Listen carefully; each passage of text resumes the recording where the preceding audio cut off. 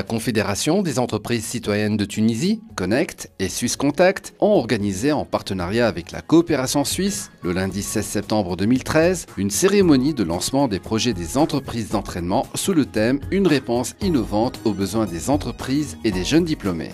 Nous sommes heureux aujourd'hui de vous recevoir pour le lancement d'un nouveau projet initié par la coopération suisse et l'ambassade suisse avec la Connect, qui est les entreprises d'entraînement en Tunisie. Nous avons l'honneur de recevoir parmi nous aujourd'hui Monsieur le ministre de l'Emploi, Monsieur l'ambassadeur de Suisse, Sitt Al-Kcherif, et puis bien d'autres intervenants qui vont présenter le projet. À la Connect, nous accordons une importance particulière à ce projet qui concerne un domaine vital pour notre pays et un défi majeur que la nouvelle Tunisie est appelée à relever pour réussir son processus de transition, celui de l'emploi et de l'insertion des jeunes diplômés et des porteurs d'idées, de projets et créateurs d'entreprises. C'est pour moi un honneur et un plaisir tout particulier d'avoir l'occasion de vous dire quelques mots par rapport à ce que nous faisons cet après-midi. Je crois que vous tous avez lu ou suivi les rapports qui sont sortis sur la compétitivité de la Tunisie tout récemment. Vous avez vu où le pays tout d'un coup s'est enfoncé.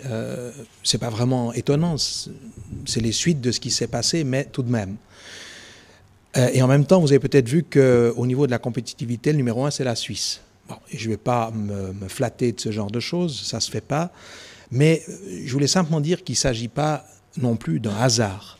Parce que, et c'est pour ça que nous sommes impliqués avec le concours absolument indispensable du secteur privé, de la Connect en particulier, le concours absolument indispensable du ministère, des pouvoirs publics. Et j'aimerais les remercier tous les deux en personne ici cet après-midi de cet engagement très fort. Et également, bien entendu, de Swisscontact, qui est un intermédiaire de grande valeur pour réussir. Donc je dis que ça n'est pas un hasard, parce que la compétitivité et tous ces éléments, y compris l'emploi, ne viennent pas de nulle part. La formation professionnelle est un des éléments clés de cette compétitivité et la Suisse le sait depuis très longtemps. Notre démarche au sein du ministère par rapport à la coopération internationale en général, puisqu'auparavant nous avions un problème énorme, c'est qu'on croulait sous les propositions des organisations internationales. L'administration tunisienne n'avait pas une force de proposition, n'était pas préparée. Elle subissait plutôt des propositions qui sont bienveillantes par ailleurs, mais qui ne cadraient pas forcément avec les besoins de la conjoncture tunisienne. On a essayé de revoir tout ça. On a essayé de rationaliser cette collaboration, cette coopération, en dotant l'administration tunisienne d'une force de proposition. Et nous avons été aidés dans cela par bon nombre d'organisations nationales et surtout par la Connect, que je remercie énormément aujourd'hui parce qu'elle s'engage avec nous. Elle s'est engagée auparavant, elle continue de travailler avec nous en étroite collaboration lors de l'événement de Job Connect aujourd'hui, et on espère que ça va continuer parce que c'est la meilleure façon d'afficher sur le terrain ce qu'on affiche en tant que slogan par rapport au partenariat public-privé, au partenariat avec la société civile, avec les organisations professionnelles, avec les organisations internationales. Je vois que ce programme-là, il cadre très bien avec les slogans qui ont été pendant longtemps des slogans vains.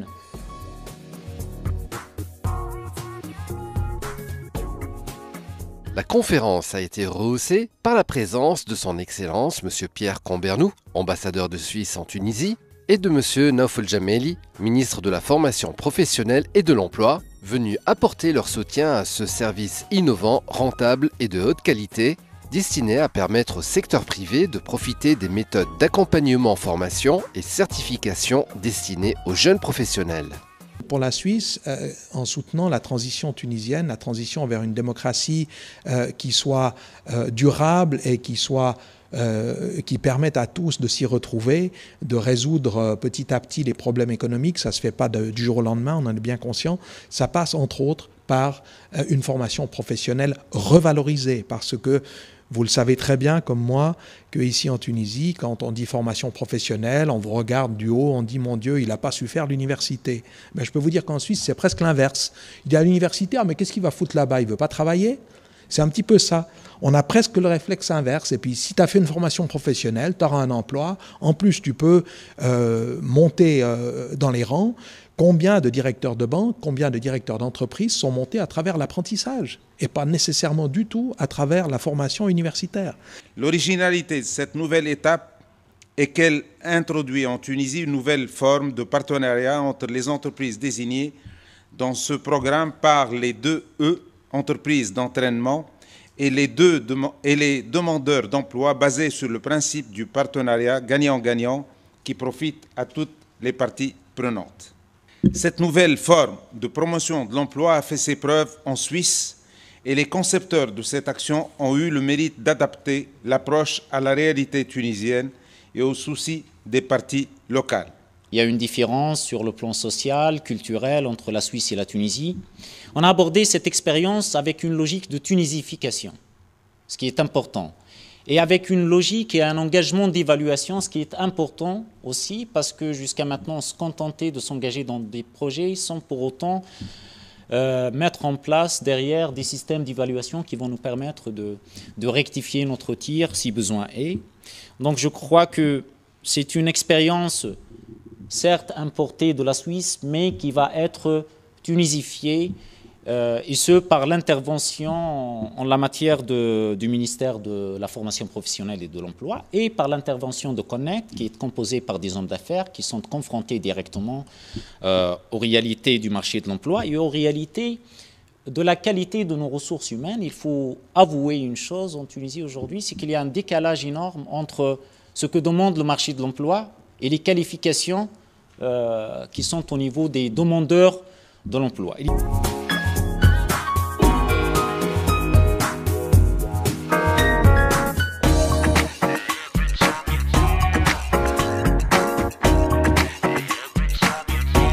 L'événement qui nous réunit aujourd'hui, le lancement des entreprises d'entraînement, est un module de l'un des principaux programmes de la coopération suisse en Tunisie dans le domaine du développement économique, le programme formation professionnelle. Donc nous avons appelé ce concept des entreprises d'entraînement une réponse innovante aux besoins des entreprises et des jeunes diplômés. On a déjà 2 idées centrales, c'est que ça répond à un double besoin, celui de l'insertion des jeunes diplômés, mais aussi on souhaite vraiment l'ancrer en réponse aux besoins, aux intérêts directs du secteur privé et des entreprises. Les entreprises d'entraînement en sont un excellent exemple. En matière de développement économique et d'emploi, à côté de la formation professionnelle, un autre thème sur lequel la coopération suisse est fortement engagée est celui de l'amélioration des conditions cadres pour l'économie et l'amélioration de la compétitivité des entreprises. Donc l'idée, c'est d'offrir un service avec le recrutement, la formation et l'intégration dans le monde du travail, et d'offrir ce service dans les entreprises d'entraînement en milieu protégé pour préparer ces jeunes au marché du travail et qu'ils soient le plus directement possible opérationnels dans l'entreprise. Alors, qu'est-ce que c'est qu'une entreprise d'entraînement? Parce que entraînement, qu'est-ce que ça veut dire? C'est une entreprise virtuelle et formative, une entreprise virtuelle et formative qui nécessite d'être portée par une entreprise réelle. Alors, je tiens à préciser la différence entre virtuel et fictif. Ce qui est virtuel est aussi réel, alors que fictif renvoie à l'imaginaire. Et ces entreprises virtuelles sont également des entreprises de formation. Donc une entreprise d'entraînement, globalement, c'est une entreprise à part entière, mais qui a pour seul et unique but de former des gens. Alors je sais que ça peut paraître un peu particulier, c'est pour ça qu'on l'appelle entreprise d'entraînement. Une entreprise d'entraînement, elle conçoit des supports de vente. Elle vend et livre des marchandises. Mais j'ai mis vend et livre en italique pour bien montrer que ça, c'est la partie virtuelle. Mais concevoir des supports de vente, il faut bien le faire. Donc ça devient extrêmement concret, ça n'est plus virtuel. et puis planifier et promouvoir des actions commerciales par écrit, par téléphone, par Internet, ça reste éminemment concret. L'objectif, c'est de trouver en Tunisie des entreprises qui vont donner leur nom, prêter leurs produits de façon à ce qu'ils soient commercialisés virtuellement. Parce que l'entreprise d'entraînement s'inscrit dans un marché mondial. Un marché mondial qui se coordonne de pays en pays par une centrale. Donc l'espoir, l'idée, c'est qu'un jour, la Tunisie bénéficie de sa centrale de coordination des entreprises d'entraînement, laquelle serait rattachée à une centrale mondiale qui coordonne les échanges. Alors nous, on s'est vraiment posé cette question de comment valoriser des jeunes diplômés dans le contexte tunisien. Et je pense qu'il est important de rappeler une chose, c'est qu'un jeune diplômé, par définition, ne peut pas être compétent. Je pense qu'il y a aussi des fortes attentes des entreprises, parfois trop fortes. Il faut savoir qu'on peut avoir reçu la meilleure formation technique de base, formation initiale, professionnelle. Il est toujours difficile de rentrer dans le monde du travail, d'être confronté à des réalités de l'entreprise en termes de rythme de travail, d'horaire, de hiérarchie, d'objectifs, de rigueur, avec des résultats à atteindre aussi, et que tout ça ne peut pas s'acquérir dans une formation technique, ça s'acquiert nécessairement dans l'entreprise. Notre but est justement d'offrir un service qui permette aux entreprises d'investir dans les jeunes, sans être nécessairement des professionnels du domaine. Et c'est là où les entreprises d'entraînement constituent une solution. Donc on peut appeler ça aussi, en termes un peu plus de management, de gestion d'entreprise, d'externaliser en partie la formation interne.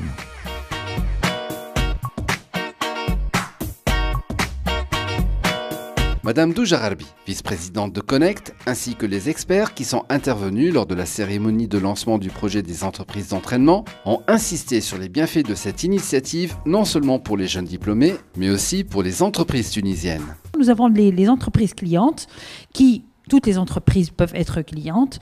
Elles n'ont aucun engagement financier, mais peuvent acheter des services auprès de nos entreprises d'entraînement, comme le recrutement, la formation, la gestion de ressources humaines, etc. Nous avons aussi un niveau d'entreprises sponsors. Ce sont de grandes entreprises qui ont un budget publicitaire et de marketing et qui sont intéressées de communiquer sur l'emploi des jeunes. Donc, ils ont un engagement financier auprès de nos entreprises d'entraînement et bénéficieront d'une visibilité et d'une promotion dans le cadre de notre projet. Alors, les entreprises marraines, on en a parlé un peu depuis tout à l'heure, ce sont des PME et de grandes entreprises intéressées par la responsabilité sociétale de l'entreprise.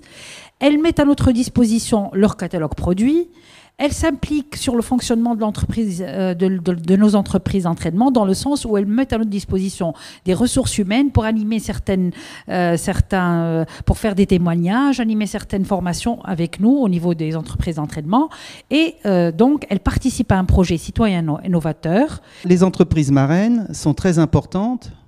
Et c'est le travail de Suisse Contact et de la Connect, naturellement, de parvenir à trouver des entreprises marraines pour autoriser la vente des produits et des services, pour favoriser le prêt de logiciels de gestion, car l'idée c'est d'être au plus près du fonctionnement des entreprises, par conséquent de pouvoir utiliser les logiciels de gestion de ces entreprises. Les seules choses qui changent par rapport à une entreprise réelle du marché, c'est que les activités sont liées à la formation. Les personnes qui vont rentrer dans les entreprises d'entraînement seront mandatées par les clientes, les entreprises qui cherchent à les embaucher, à les former, et par conséquent, les activités qui vont leur être proposées seront des activités liées à leurs besoins de formation. Donc on va avoir 5 postes, une direction, un service communication, un administrateur des ventes, un comptable et et aussi quelqu'un pour les questions de réseau informatique, parce que ça fonctionne beaucoup avec des ordinateurs. Donc on aura 5 employés sous la direction de cette société qu'on va créer en commun, qu'on est en train de créer en commun avec Connect, et ces 2 premières entreprises d'entraînement à titre pilote. L'idée, c'est beaucoup déjà de... Je crois que M. Renaud a beaucoup insisté sur la question de l'encadrement. Donc on doit aussi former ces encadrants et qui prennent l'habitude de faire fonctionner le système. Donc c'est aussi un but d'apprentissage à travers ces 2 premières entreprises d'entraînement et puis de test. Donc c'est un titre pilote. On verra très très rapidement qu'est-ce qu'on doit améliorer, etc. Alors, les prochaines étapes, à court terme, donc fin 2013, nous recherchons des entreprises marraines. Les profils et critères de sélection, c'est des produits, c'est que ces entreprises aient des produits grand public. Ils sont prêts à s'investir en mettant à disposition le catalogue produit, leur logo, une capacité d'encadrement des formateurs, une possibilité de visibilité d'entreprise. Et troisième point, utilisation du service de recrutement en volume, c'est-à-dire ils sont là pour prendre des gens conformes et un apport financier. Bon, s'ils rentrent dans l'apport financier, ce sera en plus d'une entreprise marraine, une entreprise sponsor.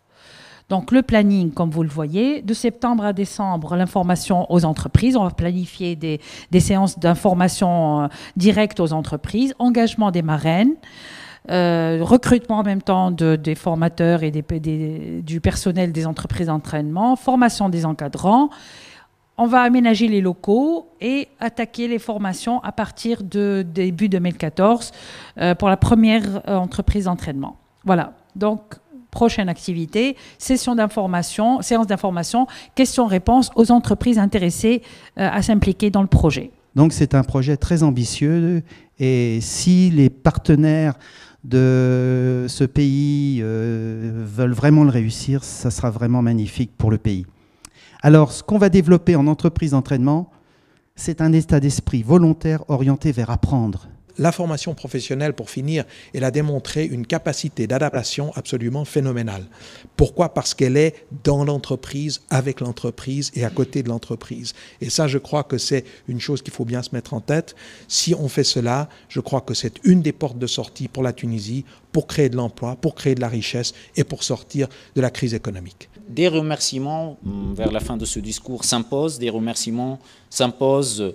On doit remercier la coopération suisse, l'ambassade suisse, parce qu'ils s'engagent, parce qu'ils croient en la transition démocratique en Tunisie, parce qu'ils n'ont pas cessé d'épauler le processus, d'épauler l'administration publique dans sa démarche à peut-être réformer dans la mesure du possible et dans le cadre de ce que peut nous permettre les circonstances, un certain nombre de démarches, un certain nombre de procédures.